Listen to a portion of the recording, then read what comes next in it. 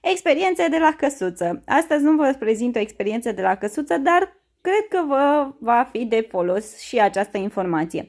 V-am spus eu mai de mult că mi-am cumpărat un aspirator foarte fain, la un preț foarte accesibil și acum cred că o săptămână i s-a stricat și mamei aspiratorul și pentru că eu l-am deja de vreo 3 ani aproape, am zis că iau același model. Este la un preț super ok, este fără fir, cu acumulator și îl găsiți la Altex, este de la Miria și mie mi se pare că este o variantă super bună pentru o gospodărie foarte mică, adică nu știu, eu la apartament am până în 40 de metri pătrați, își face treaba foarte bine, mai ales că are foarte multe accesorii, după cum puteți vedea și aici.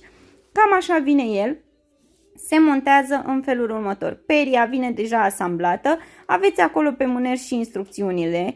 Eu n-am reușit să-l prind cu o mână și cu o mână să țin telefonul, dar m-am descurcat eu până la urmă. Uitați, l-am asamblat. Acesta este motorul propriu zis cu spațiul de depozitare a gunoiului pe care îl strânge și acumulatorul pe care puteți să-l încărcați separat sau direct pe aspirator. Ține cam 40 de minute bateria.